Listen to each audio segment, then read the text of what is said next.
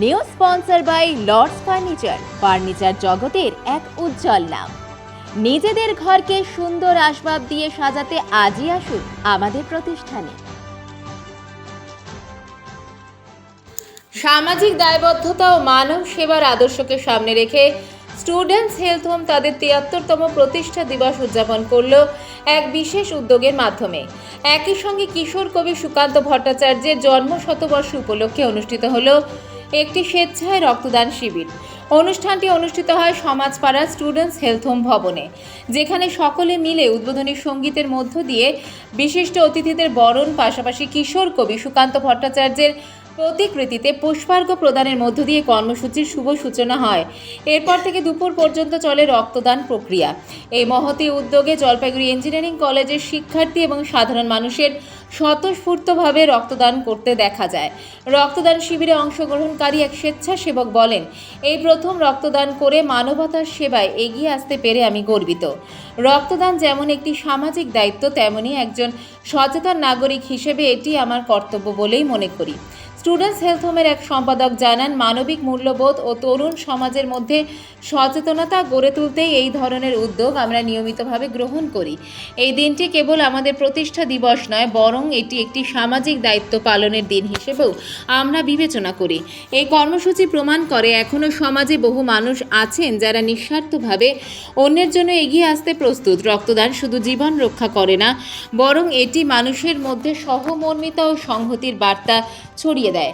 আজকের এই রক্তদান শিবিরের মাধ্যমে ৫৫ ইউনিট রক্ত সংগ্রহ করা হয়েছে, যা বিভিন্ন হাসপাতাল ও রক্তের প্রয়োজনে থাকা রোগীদের কাজে লাগবে।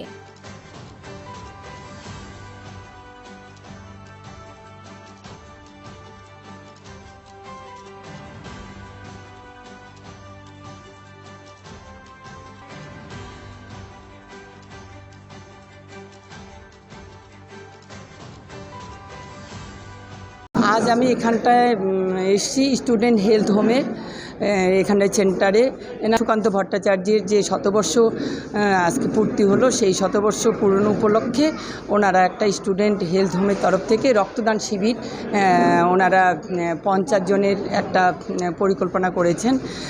খুবই ভালো লাগছে যে যারা রক্ত দিচ্ছে তাদেরকে মোমেন্টো দেওয়া হচ্ছে, উৎসাহী করা হচ্ছে, এবং এই যে প্রত্যেক ছাত্রদের যে পরিষেবাটা এই স্টুডেন্ট হেলথ হোম দিচ্ছে নিঃস্বার্থে।